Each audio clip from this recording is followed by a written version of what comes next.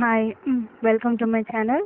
நம்ம இந்த வீடியோவில் உங்களுக்கு யூனிவர்ஸ் உங்ககிட்ட யூனிவர்ஸ் என்ன சொல்ல விரும்புகிறாங்க, அது கரியராக இருக்கட்டும், ரிலேஷன்ஷிப்பாக இருக்கட்டும், எதுனாலும் சரி, என்ன அந்த விஷயமா இல்லை நீங்கள் இப்போ எந்த ஒரு மனநிலையில் இருக்கீங்களோ அதுக்காக யூனிவர்ஸ் உங்ககிட்ட என்ன சொல்ல விரும்புகிறாங்க, நீங்கள் எந்த வழியில் போகணும் அப்படின்னு சொல்கிறாங்க, நீங்கள் என்ன செய்யணும் அப்படின்னு சொல்கிறாங்க அப்படின்னு தான் நம்ம இந்த வீடியோவில் பார்க்க போகிறோம்.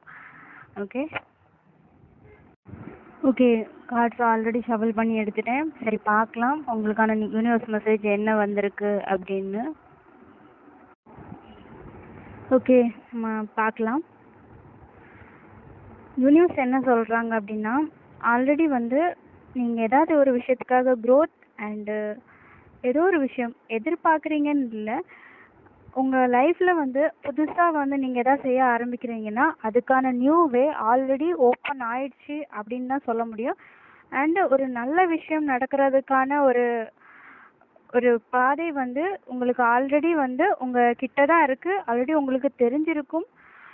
பட் நீங்கள் தான் ஏதாவது ஒரு சுச்சுவேஷன்ஸில் கொஞ்சம் ஸ்டக்குன்னு கிடையாது, கொஞ்சம் குழப்பமான மைண்ட் செட்டில் இருக்கலாம். எடுத்து பண்ணணுமா வேண்டாமா, அது எந்த ஒரு விஷயமா இருந்தாலும் சரி, கொஞ்சம் குழப்பத்தில் இருக்கலாம். இதை நம்ம மூவ் பண்ணி கொண்டு போகலாமா அப்படிங்கிற ஒரு விஷயத்தில் நீங்கள் இருக்கலாம்.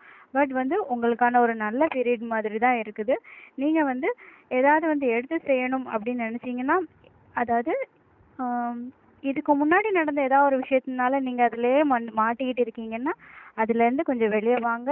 ஏன்னா உங்களுக்கான நல்ல டைம் இல்லை, நீங்கள் எதில் ஒரு க்ரோத் எதிர்பார்த்தாலும் அதற்கான நல்ல டைம் ஆல்ரெடி உங்கள் கையில் தான் இருக்குது அப்படிங்கிற மாதிரி தான் வந்திருக்கு. அதுக்கான வே இருக்குது, நீங்கள் அதை கொண்டு போகிறது மட்டும்தான் மீதி. அதுக்கான வே ஆல்ரெடி ஓப்பன் ஆயிடுச்சு, நீங்கள் அதை அது ப்ராசஸ் பண்ணணும், அவ்வளோதான். அதுதான் யூனிவர்ஸ் சொல்கிறாங்க. நீங்கள் வேறு ஏதாவது விஷயத்தில் மாட்டிகிட்டு இருக்கீங்கன்னா அதுலேருந்து கொஞ்சம் ரிக்கவர் ஆகி வாங்க, உங்களுக்கான நல்ல ஒரு க்ரோத்து காத்துட்ருக்கு. நீங்கள் அதை ப்ராசஸ் ஸ்டேஜுக்கு கொண்டு போங்க அப்படிங்கிற மாதிரி சொல்கிறாங்க. இதுக்கு முன்னாடி ஏதாவது ஒரு விஷயங்கள் உங்களை கஷ்டப்படுத்தியிருந்தா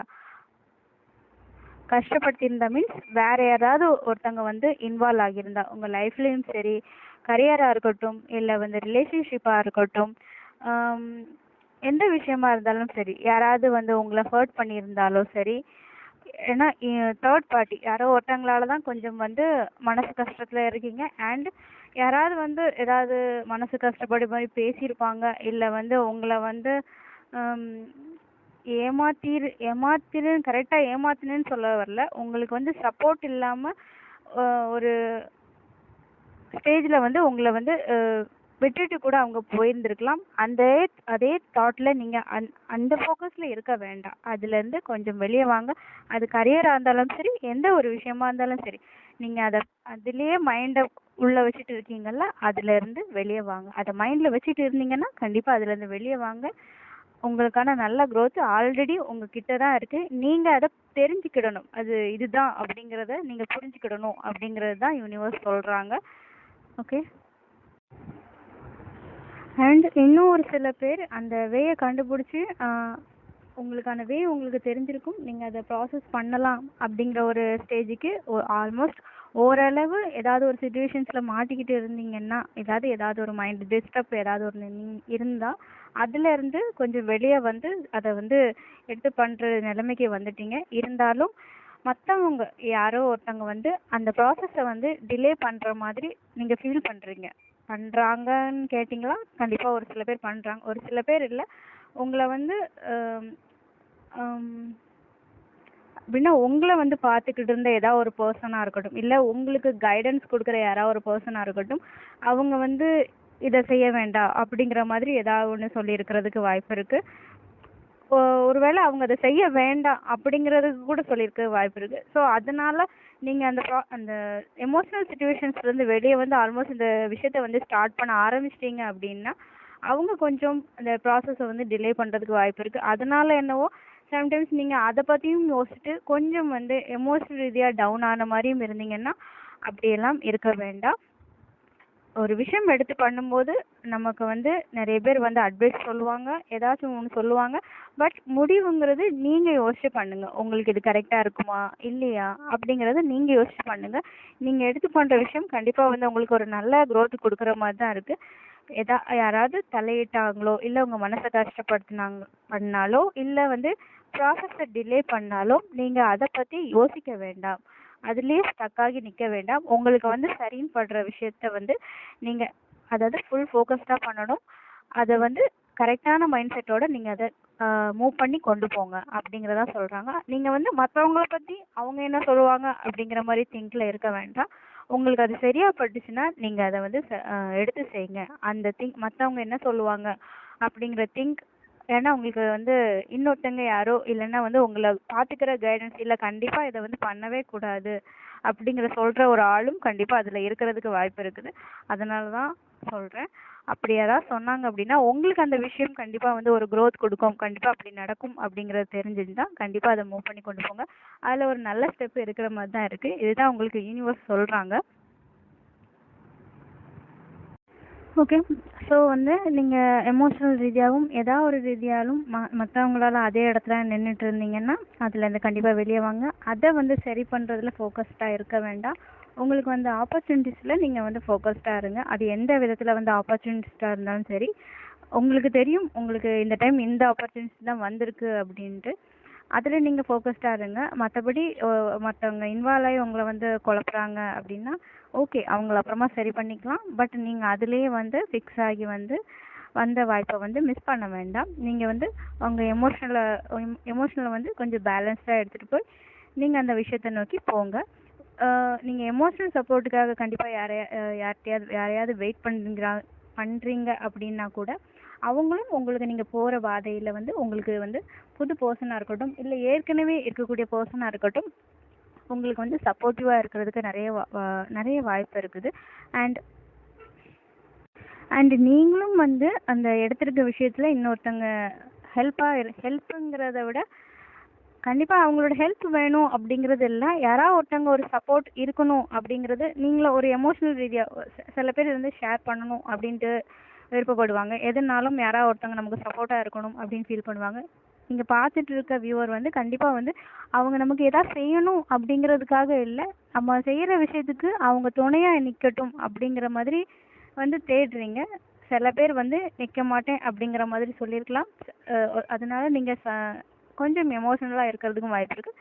பட் நீங்கள் அந்த அளவுக்கு எமோஷனலாக இருக்க வேண்டாம். நீங்கள் வந்து எடுக்க வேண்டிய விஷயத்த எடுத்து பண்ண ஆரம்பிங்க. உங்களுக்கான எமோஷனல் சப்போர்ட் கண்டிப்பாக அதுவாகவே உங்களை தேடி வரும். அது புதிய விஷயமா இருந்தாலும் சரி, ஏற்கனவே வந்து ஸ்டெபிலிட்டி தராமல் இருந்த பர்சனாக இருந்தாலும் சரி, யாருனாலும் சரி, அவங்களுக்கு வந்து உங்களுக்கு ஒரு நல்ல ஸ்டெபிலிட்டி நீங்கள் எதிர்பார்க்குற அளவுக்கு ஒரு சின்ன ஸ்டெபிலிட்டி தரதுக்கு கண்டிப்பாக வாய்ப்பு இருக்குது.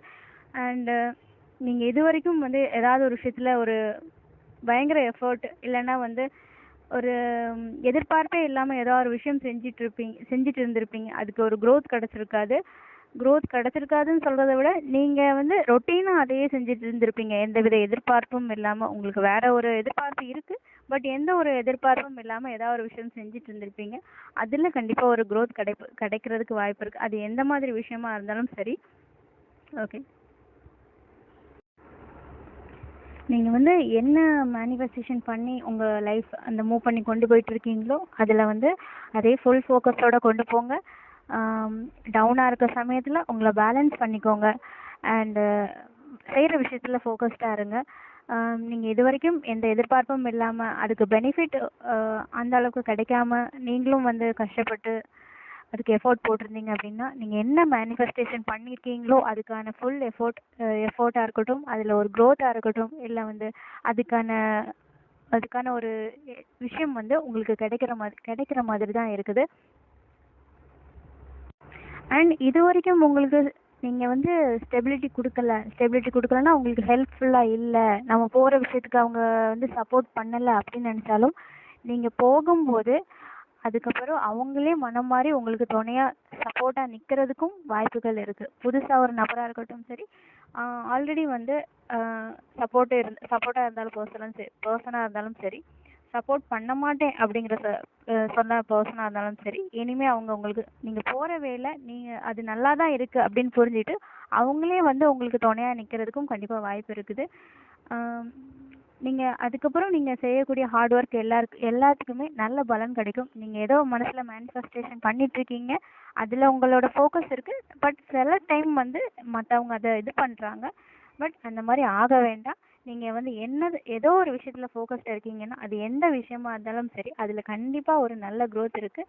அதுக்கு இது வரைக்கும் எந்த பலனும் கிடைக்கல அப்படின்னா கண்டிப்பாக இனிமேல் வந்து நீங்கள் என்ன விஷயத்தை பற்றி பார்க்குறதா இருந்தாலும் கண்டிப்பாக அதுக்கு ஒரு நல்ல பலன் இருக்குது. கரியராக இருக்கட்டும் சரி, என்ன விஷயம் எடுத்து பண்ணாலும் கண்டிப்பாக அதுக்கான ஒரு நல்ல பலன் இருக்குது அப்படின்னு தான் சொல்கிறாங்க. நீங்கள் மட்டும் அதில் வந்து குழம்ப வேண்டாம் அப்படிங்கிற மாதிரி தான் யூனிவர்ஸ் வந்து சொல்கிறாங்க.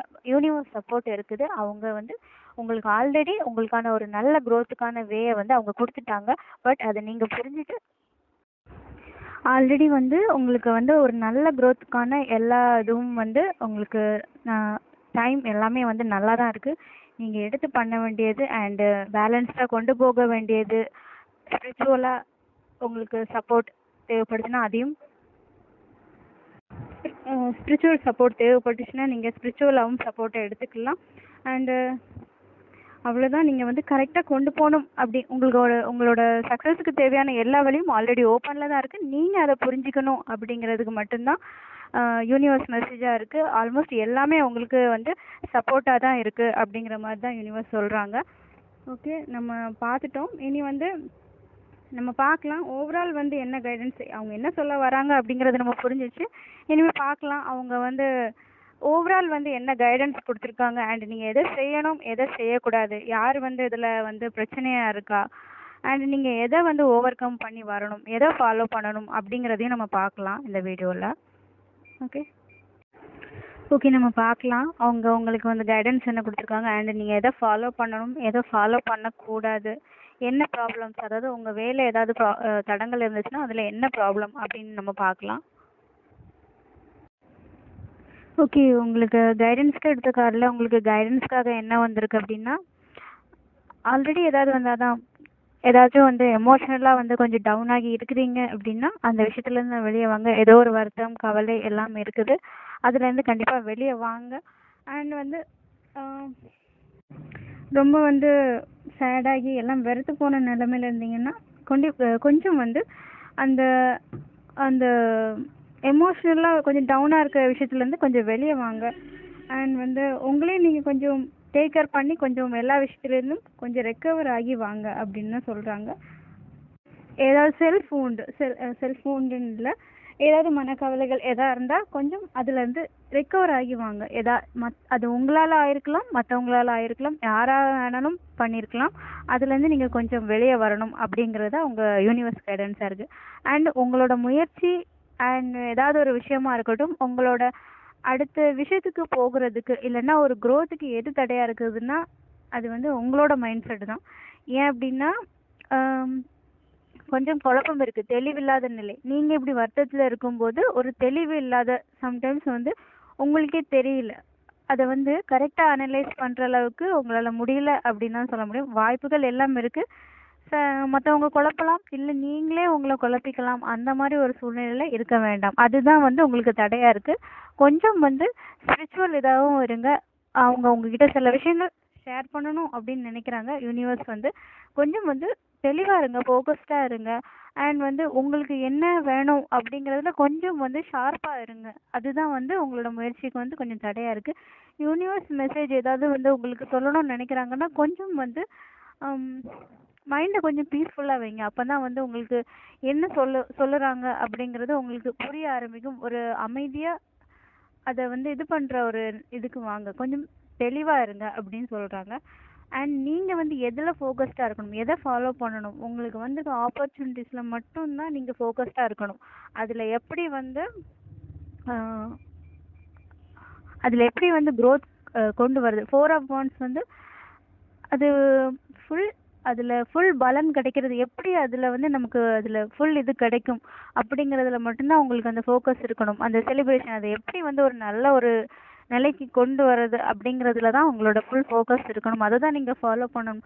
அதாவது நீங்கள் எப்படி சந்தோஷமாக இருக்கணும் அப்படிங்கிறத நீங்கள் தான் ஃபாலோ பண்ணணும். அதில் தான் உங்கள் ஃபோக்கஸ் இருக்கணும். சந்தோஷமாக இருக்கிறது அது வந்து உங்கள் கையில் தான் இருக்குது. நீங்கள் தான் அதை ஃபாலோ பண்ணணும் அப்படிங்கிற மாதிரி சொல்கிறாங்க. அண்ட் எதை ஃபாலோ பண்ணக்கூடாதுன்னா, நீங்கள் எமோஷ்னலாக இருக்கலாம், அது ஓகே தான். பட் அந்த எமோஷனல் வந்து உங்களை டவுன் பண்ணிடக்கூடாது. 7 ஆஃப் பென்டக்கிள்ஸ் எனர்ஜி அது வந்து சம்டைம்ஸ் உங்களை எமோஷனலாக டவுன் பண்ணுது. Cup energy, night half cup energy எல்லாம் ஓகே தான். பட் அந்த கப்பு வந்து உங்களை வந்து டவுன் பண்ணாத மாதிரி பார்த்துக்கிடணும். எமோஷனல் ஓவர் ஆகி நீங்கள் வந்து அதில் டவுன் ஆகிடக்கூடாது. எந்த அளவுக்கு நீங்கள் கப் எனர்ஜியில் இருக்கீங்களோ அதே அளவுக்கு நீங்கள் ஸ்வாட் அந்த தெளிவு அண்ட் ஷார்ப்பு அண்ட் வந்து கொஞ்சம் போல்டாகவும் ஹேண்டில் பண்ணுற ஒரு இடத்துல நீங்கள் இருக்கணும். அதுதான் அவங்க அன்ஃபாலோ அண்ட் ஃபாலோ அப்படின்னு சொல்கிறாங்க. Okay okay, collective reading. உங்களுக்கு இந்த வீடியோ பிடிச்சிருக்கு, ரெசனேட் ஆச்சு அப்படின்னா கண்டிப்பாக லைக், ஷேர் அண்ட் கமெண்ட் பண்ணுங்கள். மறக்காமல் சப்ஸ்கிரைப் பண்ணுங்கள். இதுதான் வந்து உங்களுக்கு யூனிவர்ஸ் சொல்கிற மெசேஜ். நாளைக்குள்ள வீடியோவில் சந்திக்கலாம். பாய்.